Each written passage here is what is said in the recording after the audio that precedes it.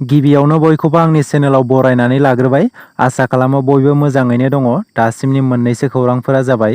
Bodoland pig mission बिथांखिनि गेजेरजों रायजोआव अमा बेदरनि गोनांथिखौ नोजोर होनानै गोबां दिहुननो थांखि लादों। बड'लेण्ड पिग मिशन बिथांखिखौ बिटिआर हालामनि गोबां नखरफोरा मोननो हासिगोन। बे आसनिनि थाखाय अमा फिसिनायनि ट्रेनिंआ सोलिगासिनो दङ आरो बे दाननि गेजेरावनो पिग मिशननि आसनिखौ गिबियै होनाय जासिगोन होननानै बिटिआरनि मावफुं सोद्रोमा राकेश ब्रह्म बिथाङा बुंथिनानै होदों। बेजों लोगोसेनो बिटिआर हालामाव जौगाथायनि खामानि मावनो प्रमद बर'नि दैदेननाय सरकारा थांखि लानाय आसनिफोरखौ थाबैनो मावफुंगोन। लोगोसे माइनाव सोरां बिथांखिनि गेजेरजों 10,000 सेल्फ हेल्प ग्रुपफोरनो फैगौ डिसेम्बर दानाव 25,000 राङै अनसुंथाइ होगोन।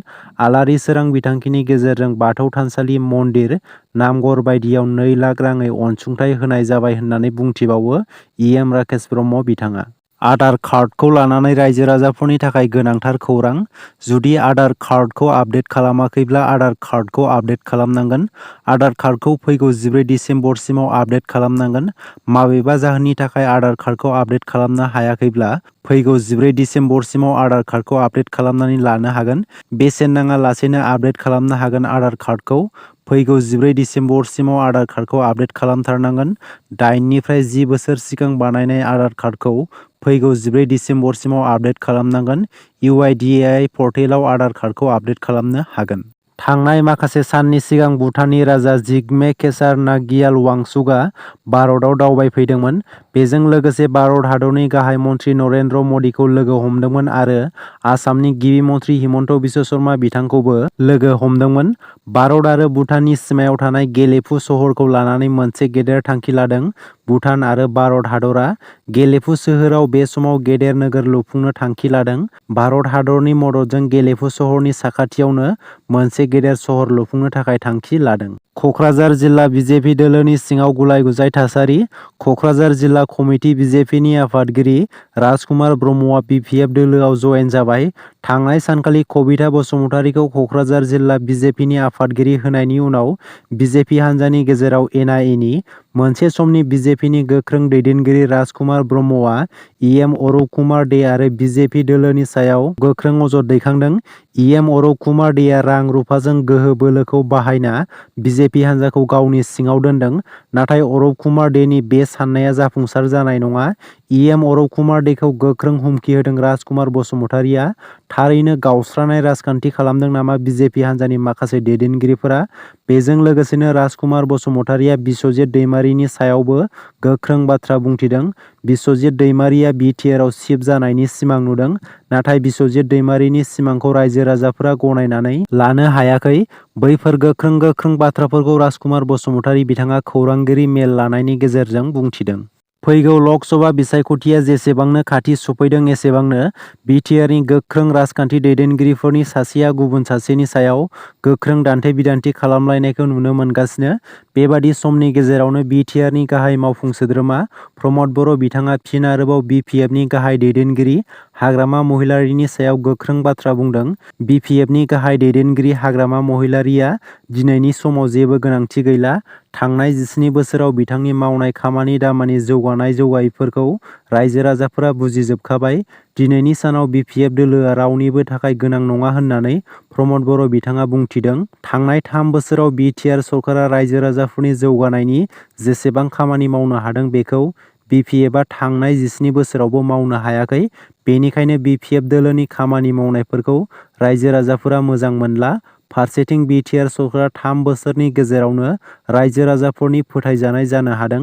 लोगोसे फैगौ लकसभा बिसायख'थियाव इउपिपिएल दोलोआ 100% देरहागोना रोखा होननानै प्रमद बर' बिथाङा बुंथिनानै होदों। इजराइल आरो हामास उदखारि हान्जानि गेजेराव जानाय दावहाया सोलिबाय थानाय समावनो फिन आरोबाव गुबुन मोनसे दावहानि खौरां मोननाय जादों। बे दावहाया जादों भारत आरो म्यानमार सिमानि साखाथियाव। रासिया आरो इउक्रेननि गेजेराव गिख्रंथाव दावहानि उनाव इजराइल आरो हामास उदखारि हान्जानि गेजेराव गिख्रंथाव दावहाया सोलिबाय थानाय समावनो भारत आरो म्यानमार सिमानि साखाथियाव जादों गुबुन मोनसे दावहा। मिथिनो मोननाय बायदिब्ला भारतजों नांजाबनाय सिमायाव म्यानमारआ बिग्रायारि हान्जानि सायाव उरां जाहाजजों गाग्लोबदों।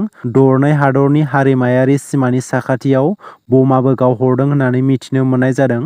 बम गावहरनायनि खौरांखौ मोननायनि उनाव भारतआ सांग्रांथिखौ नोजोर होनानै मिज'रामाव हाइ एलार्ट फोसावदों। भारत म्यानमार सिमानि साखाथियाव बिग्रायारि हान्जाया गावसोरनि गोख्रों थाग्रा जायगा बानायनानै लादोंमोन, जायखौ म्यानमारनि अख्रांमा सान्थ्रि हान्जाया गाग्लोबनानै सिलिंखार खालामदों।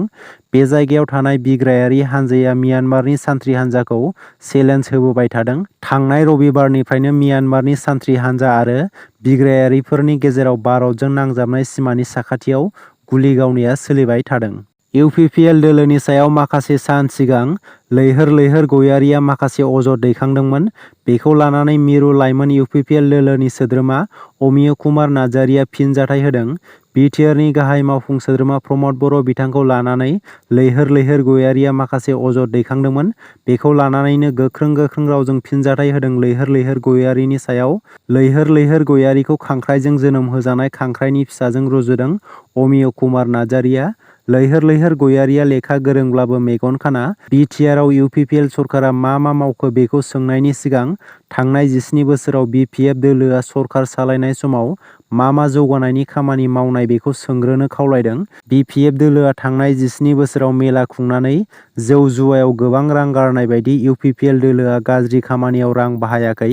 इउपिपिएल दोलोआ नलेजनिसो मेला खुंदों, लोगोसे सोलोंथाइखौ जौगानायनि खामानि मावदों।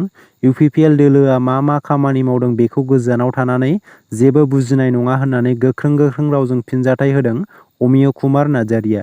आबादारिफोरनि थाखाय मोनसे मोजां खौरां। दिनै एबा 15 नबेम्बराव हादरनि गासै आबादारिफोर एबा नोगोरारिफोरा पिएम किसाननि 15थि इनस्टलमेन्टखौ मोननो हासिगोन। उत्तराखन्ड रायजोनि उत्तरकुसियाव हाजो जावफ्लंना राजा लामा बानायनाय समाव टानेलआ बायग्रबनानै सा 40 खामानि मावग्राफोरा गुदुं सिङाव थाबथानानै दङ। बेनिनो कक्राझार जिल्लानि रामफलबिलनि थागिबि रामप्रसाद नार्जारी आरो सन्जय बसुमतारीआ गुदुं सिङाव थाबथानानै दङ। बेखौ लानानै नखरनि सुबुङा इसोरनिसिम आरज गाबदों, जाहाथे नांथानानै थानाय गासै खामानि मावग्राफोरा मोजाङै मोजां रैखा मोननो हायो।